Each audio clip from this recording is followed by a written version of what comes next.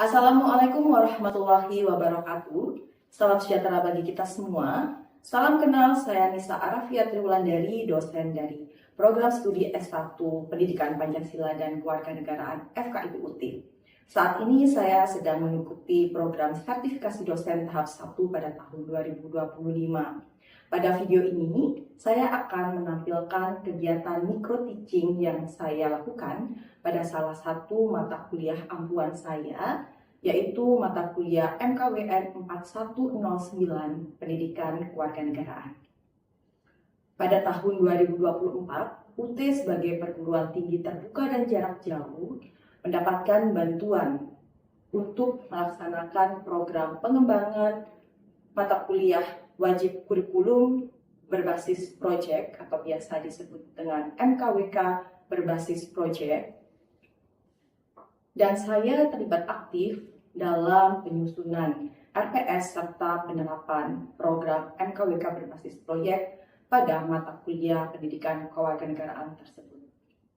Untuk itu, pada micro teaching kali ini, saya akan menampilkan salah satu sesi tutorial webinar pada materi hakikat dan tujuan pendidikan kewarganegaraan pada mata kuliah pendidikan kewarganegaraan sebagai bagian dari MKWK berbasis proyek. Mata kuliah pendidikan kewarganegaraan membekali mahasiswa dengan pemahaman mengenai nilai-nilai Pancasila, Undang-Undang Dasar Negara Republik Indonesia tahun 1945, Bhinneka Tunggal Ika, serta implementasinya dalam membentuk mahasiswa menjadi warga negara yang memiliki kebanggaan terhadap bangsa dan cinta tanah air. Setelah menyelesaikan mata kuliah ini, mahasiswa diharapkan mampu berkontribusi dalam pembudayaan nilai-nilai Pancasila, Undang-Undang Dasar Negara Republik Indonesia tahun 1945, Negara Kesatuan Republik Indonesia, dan Bhinneka Tunggal Ika.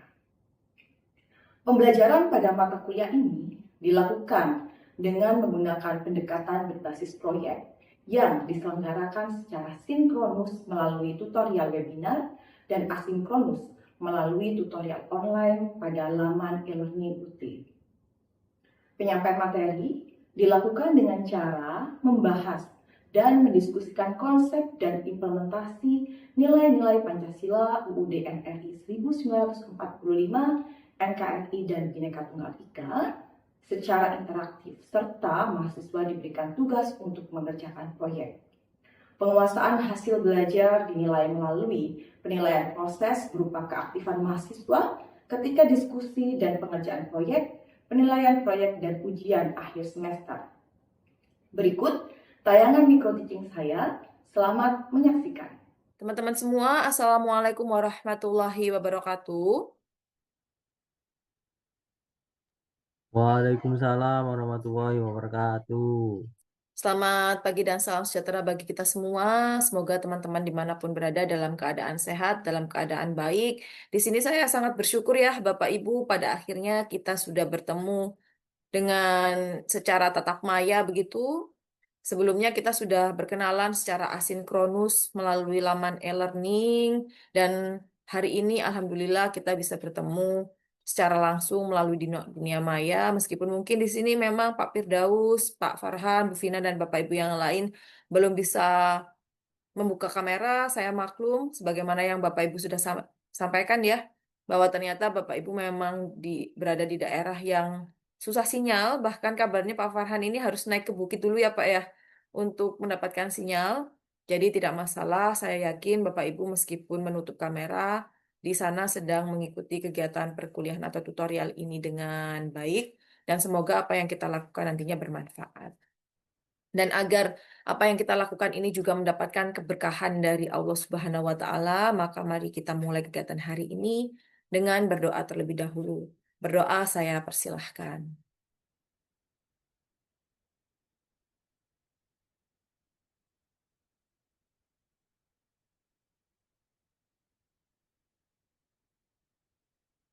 Baik, berdoa dapat diakhiri. Semoga dengan berdoa kita akan bisa mendapatkan ilmu yang bermanfaat pada hari ini. Nah, Bapak Ibu di sini saya yakin karena Bapak Ibu juga sudah mengerjakan diskusi satu di dalam e-learning, Bapak Ibu juga sudah membaca ya terkait dengan bagaimana nanti alur mata kuliah PKN berbasis project ini.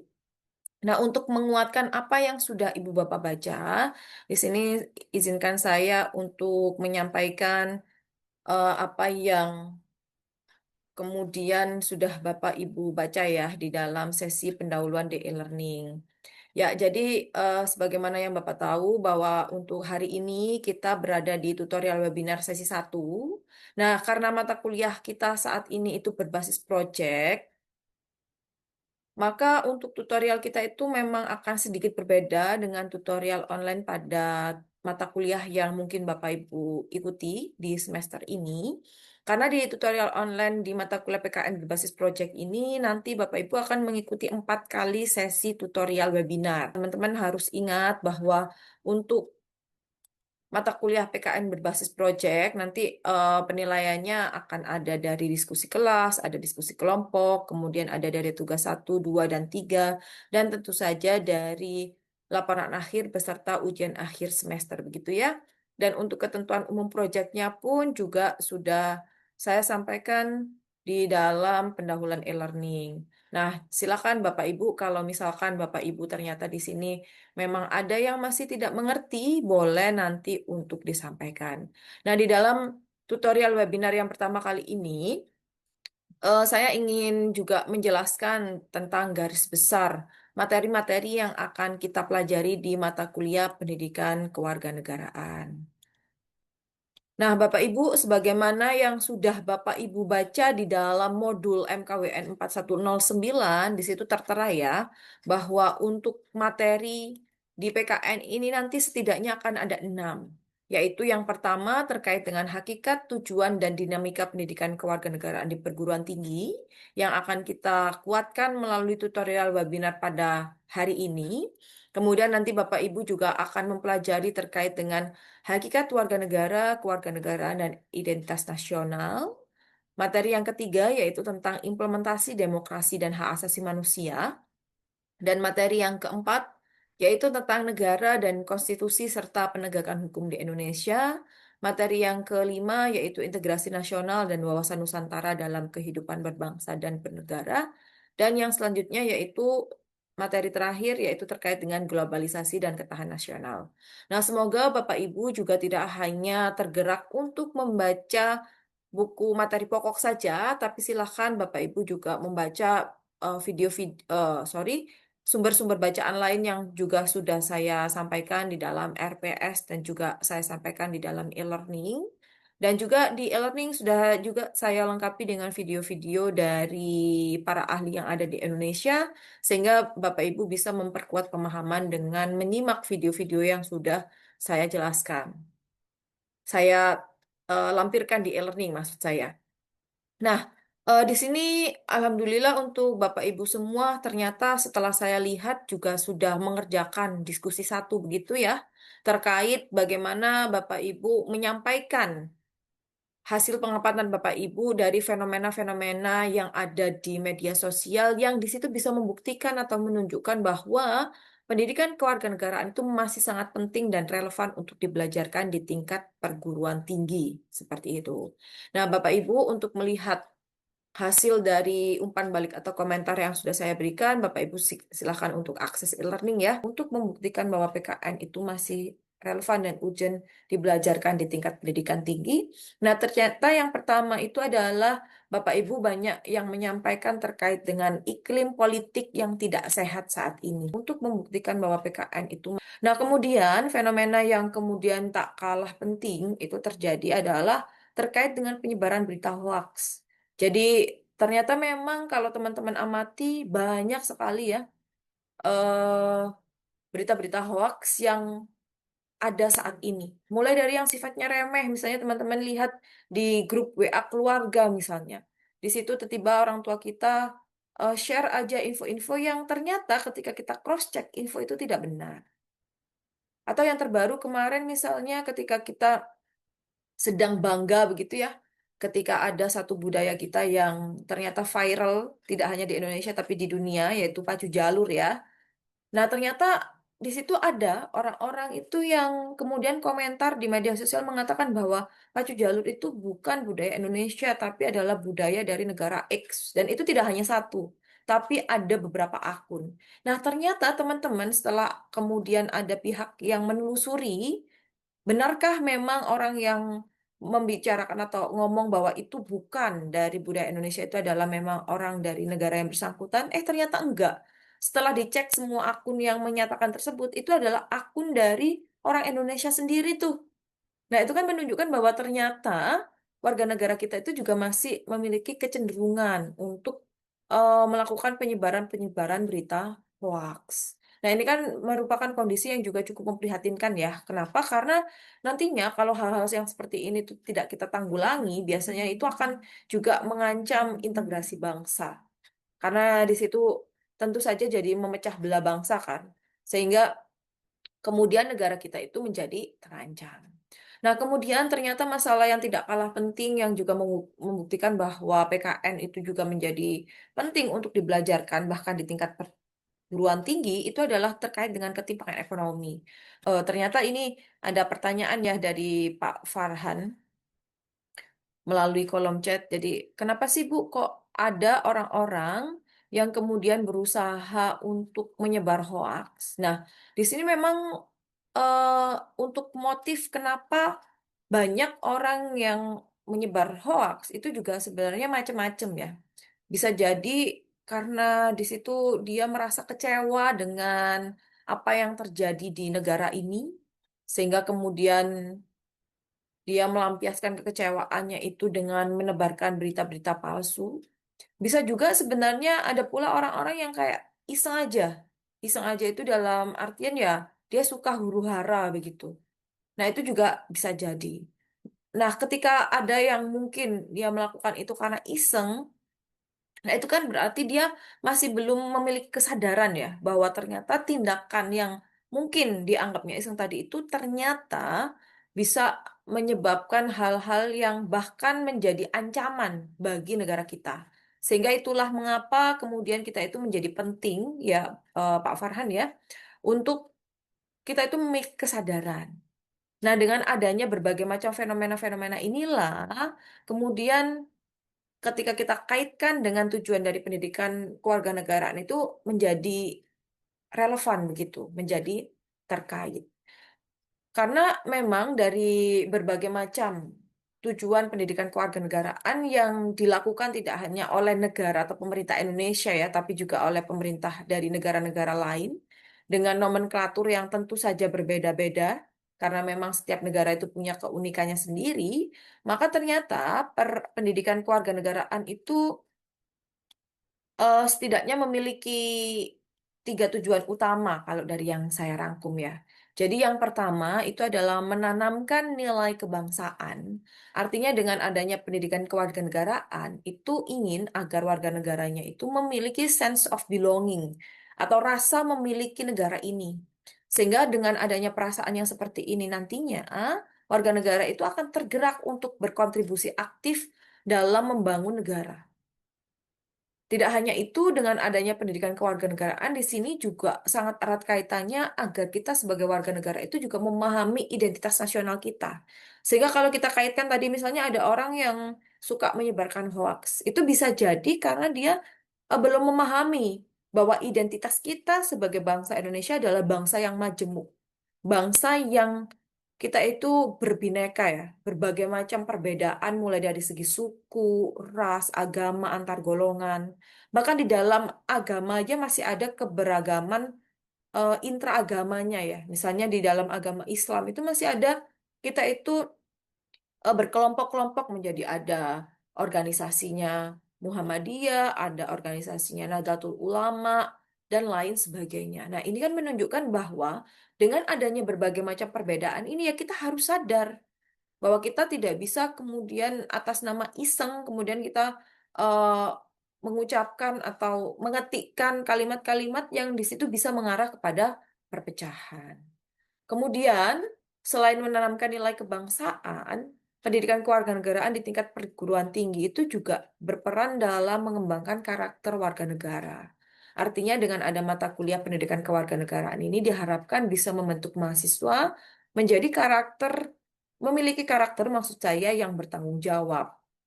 Sehingga di sini ketika dia diberikan satu bentuk tugas, dia akan menyelesaikan tugas itu dengan baik, dengan maksimal, dengan penuh integritas. Kemudian juga diharapkan dengan adanya mata kuliah pendidikan kewarganegaraan ini juga mendorong mahasiswa itu untuk memiliki partisipasi yang aktif dan memiliki kepedulian terhadap isu-isu sosial kemasyarakatan. Jadi misalkan dengan kita itu tahu ya bahwa ternyata isu-isu lingkungan juga sekarang sedang marak terjadi, bagaimana bumi kita itu semakin panas dan lain sebagainya. Nah, dengan kita itu menjadi sadar akan isu tersebut dan kita memiliki kepedulian, mungkin dari rumah kita bisa bergerak. Kita sudah mulai mungkin memilah sampah dari rumah. Kemudian di sini Bapak Ibu sudah tergerak untuk meminimalisir penggunaan bahan-bahan plastik sehingga meminimalisir sampah yang ada misalnya. Nah, ini kan kalau kemudian kita sebagai warga negara Indonesia itu tidak memiliki kepedulian, maka perilaku-perilaku tersebut itu ya menjadi sangat susah untuk dilakukan. Tapi kalau kemudian kita setidaknya sadar misalnya yang ada di kelas ini saja, sadar untuk melakukan hal itu, nah kita bisa berharap nih dari rumah kita bisa jadi rumah-rumah yang lain pun juga bisa melakukan hal tersebut sehingga Indonesia bisa menjadi lebih baik. Kemudian, selain untuk menanamkan nilai kebangsaan dan mengembangkan karakter warga negara, pendidikan kewarganegaraan itu juga bertujuan untuk meningkatkan literasi kewarganegaraan ya. Jadi kalau kita berbicara terkait dengan literasi kewarganegaraan, tentu saja itu bisa meliputi banyak hal, mulai dari pengetahuan. Misalnya, jadi kita itu paham terkait dengan hak kita apa sebagai warga negara, kewajiban kita sebagai warga negara itu apa, itu kalau kita memiliki pengetahuan kewarganegaraan yang baik. Kemudian, literasi kebangsaan juga tidak hanya sebatas itu. Bisa jadi kita juga memiliki sikap kewarganegaraan yang baik, sebagaimana yang tadi saya sampaikan. Misalnya kita memiliki sikap yang bertanggung jawab, kita menjadi pribadi yang taat hukum, kita menjunjung tinggi nilai-nilai integritas. Itu adalah bentuk dari sikap kewarganegaraan kita. Selain itu, tentu saja kita juga diharapkan dengan yang termasuk juga ke dalam literasi kewarganegaraan itu adalah keterampilan kewarganegaraan ya. Bagaimana kita sebagai warga negara itu menjadi terampil dalam menyuarakan pendapat kita, terampil dalam kita itu memberikan kontribusi yang aktif untuk negara kita. Kita juga terampil untuk kemudian turut andil dalam menciptakan lingkungan yang aman, tertib, dan adil. Nah, itu adalah tujuan-tujuan yang diharapkan dari pendidikan kewarganegaraan yang ada di Indonesia, termasuk yang ada di perguruan tinggi. Nah, baik, dari sini silahkan apabila dari teman-teman ada yang ingin bertanya. Apabila jaringan tidak memungkinkan teman-teman untuk open mic, boleh juga pertanyaan disampaikan melalui kolom chat. Mohon izin bertanya, Ibu. Oke, silahkan Bapak Firdaus ya, silahkan Pak. Iya, Bu. Ini dengan melihat kondisi nyata seperti maraknya hoak dan ketimpangan ekonomi, bagaimana pendidikan PKN di perguruan tinggi dapat membantu mahasiswa agar tidak hanya paham teori saja, tetapi juga berani dan mampu terlibat aktif dalam menyuarakan kebenaran dan keadilan di masyarakat. Itu saja, Ibu, pertanyaannya. Oke, terima kasih Pak Firdaus atas pertanyaannya yang sangat luar biasa gitu ya. Jadi gimana kalau dengan belajar PKN itu kita bisa menyuarakan atau berani gitu ya untuk mewujudkan kebenaran dan keadilan. Nah, tentu itu merupakan harapan yang sangat ideal ya Pak Firdaus ya.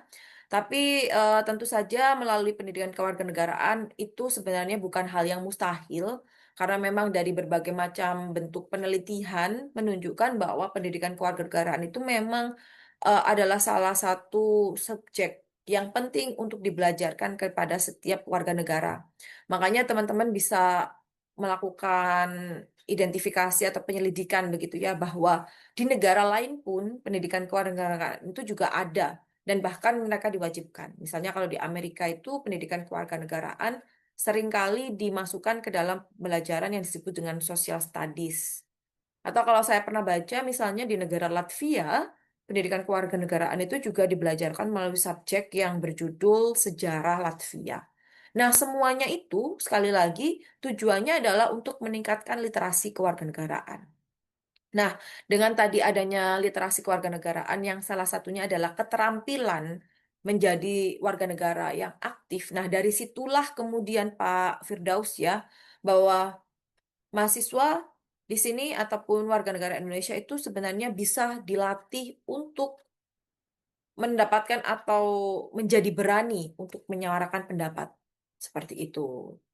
Nah, dan itu juga bisa dilakukan dengan bagaimana kemudian mata kuliah pendidikan kewarganegaraan itu dirancang dengan menggunakan pendekatan berbasis proyek atau mungkin berbasis masalah. Nah, kalau di kelas kita kebetulan kita memang berpendekatannya adalah berbasis proyek ya, Pak Firdaus ya. Nah, harapannya dengan nanti teman-teman itu mengerjakan satu proyek yang tadi sudah teman-teman pelajari dan saya singgung sekilas bahwa proyek kita itu adalah tema besarnya adalah santun bermedsos dan berbakti sosial ya, atau kita sebut dengan saus bakso. Nah, dari situ harapannya nanti mahasiswa itu terlatih untuk berkontribusi aktif dalam mengampanyekan nilai-nilai kebangsaan. Misalnya dalam berbijak bermedsos. Itu bagaimana caranya? Nah, kita proyek teman-teman bisa juga berupa untuk mengkampanyekan hal tersebut. Sehingga apa yang kemudian kegiatan yang bisa dirancang untuk mensukseskan hal itu. Nah, ini kan merupakan salah satu bentuk contoh tindakan nyata yang bisa kita lakukan sebagai seorang mahasiswa. Dan harapannya ini nanti tidak berhenti di situ ya, Pak Firdaus ya. Ketika nanti Bapak Ibu sudah tidak lagi menempuh mata kuliah pendidikan kewarganegaraan atau berada di kelas, ya kami berharap Bapak Ibu itu juga masih tergerak untuk ikut andil dalam melakukan budaya-budaya atau habituasi-habituasi baik begitu ya, sehingga kita itu terlatih menjadi warga negara yang baik. Nah, harapannya pula pendidikan kewarganegaraan yang berbasis proyek, berbasis masalah, atau mungkin dengan pendekatan kewarganegaraan begitu ya, proyek kewarganegaraan itu bisa dilakukan di seluruh jenjang Bapak Ibu semua. Jadi tidak hanya di perguruan tinggi saja, sehingga nanti dari situ keberanian itu bisa tampil.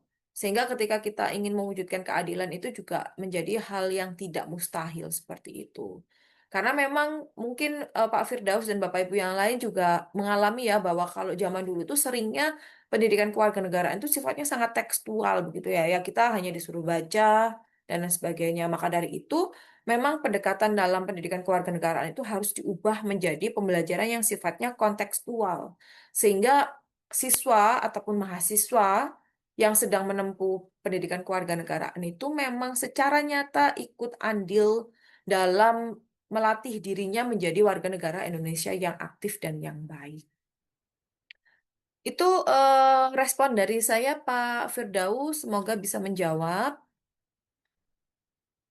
Oke, Bapak Ibu, menyambung atas pertanyaan yang disampaikan Pak Firdaus tadi, karena memang itu juga kebetulan sangat terkait dengan apa yang akan kita lakukan di mata kuliah ini. Ya, sama-sama Pak Firdaus. Wah, ternyata gangguan ya, makanya nggak bisa open mic lagi. Baik, jadi Bapak Ibu di sini sebagai bahan evaluasi dan tadi sebagai juga yang ditanyakan oleh Pak Firdaus terkait dengan bagaimana sih caranya supaya kita itu berani. Nah, itu kan salah satu caranya ya dengan kita itu berlatih. Nah, di sini untuk berlatih menjadi warga negara yang baik, teman-teman bisa mengerjakan tugas yang pertama ya. Jadi di sini teman-teman sudah bisa merancang kira-kira apa sih proyek yang bisa teman-teman lakukan. Baik itu bisa teman-teman lakukan secara berkelompok ataupun secara individual begitu ya. Bisa disesuaikan dengan kondisi dari teman-teman semua yang ada di kelas ini. Silakan ditentukan judul proyeknya apa, kemudian kenapa melakukan proyek itu, dan apa yang diharapkan atau tujuan dari proyek yang akan teman-teman lakukan. Kemudian tuliskan bentuk proyeknya seperti apa, dan nanti apa yang akan teman-teman janjikan sebagai luaran dari proyek yang sudah teman-teman lakukan. Apakah itu apa namanya berisi video pelaksanaan kegiatannya yang dirangkai jadi satu seperti itu, atau mungkin teman-teman jadikan video pendek yang teman-teman unggah di media sosial. Itu nanti terserah, silahkan teman-teman rencanakan dengan baik. Yang jelas jangan lupa untuk mengerjakan tugas satu ini sebagai bentuk evaluasi, dan juga tadi kalau kita kaitkan dengan pertanyaan Pak Firdaus tadi, sebagai bentuk latihan kita untuk menjadi warga negara yang berani untuk berpartisipasi secara aktif sebagai warga negara Indonesia. Nah, ini adalah untuk menilai keterampilan dan juga kerja dari Bapak Ibu semua. Nah, untuk memiliki gambaran atau mengevaluasi pengetahuan yang sudah Bapak Ibu pelajari, baik itu secara mandiri ataupun melalui bimbingan, baik itu bimbingan secara asinkronus maupun sinkronus, silakan Bapak Ibu juga mengerjakan tes objektif yang sudah saya sediakan di setiap sesinya. Ketika di sini kita sudah di sesi akhir sesi satu, silakan semuanya juga sudah mulai dikerjakan ya, sehingga nanti itu bisa kita gunakan sebagai bahan refleksi untuk mata kuliah ini, dan juga refleksi atas pembelajaran yang sudah Bapak Ibu lakukan. Jadi kalau misalnya memang ada hal-hal yang ditanyakan, Bapak Ibu tidak perlu sungkan ya untuk bertanya kepada saya, bisa melalui WA atau mungkin melalui email, atau bisa juga melalui laman e-learning begitu. Jadi feel free untuk menghubungi saya apabila ada hal-hal yang memang masih bingung atau perlu konfirmasi.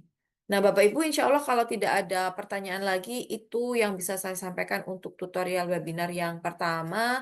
Bapak Ibu harus ingat ya apa yang disampaikan oleh Bapak Insinyur Soekarno, bahwa barang siapa yang ingin mutiara harus berani terjun di lautan yang dalam. Jadi di sini ketika Bapak Ibu punya tujuan yang mulia, punya cita-cita yang baik, punya keinginan yang ingin diwujudkan, maka ya Bapak Ibu semua harus mengusahakannya dengan baik. Bahkan kalau dari quotes-nya Pak Soekarno ini, kalau ingin mutara ya jangan takut untuk menyelam gitu kan. Nah, ketika Bapak Ibu di sini ingin kemudian berkontribusi secara aktif juga demikian. Jangan takut untuk menunjukkan partisipasi aktif Bapak Ibu sebagai warga negara. Karena kalau bukan kita, siapa lagi yang kemudian akan menjaga kelangsungan dari negara kita. Baik, insya Allah itu yang bisa saya sampaikan hari ini. Terima kasih banyak atas partisipasi dari Bapak Ibu semua. Karena tadi kita juga sudah buka kegiatan dengan berdoa, mari kita tutup kegiatan hari ini dengan berdoa pula. Berdoa, saya persilahkan.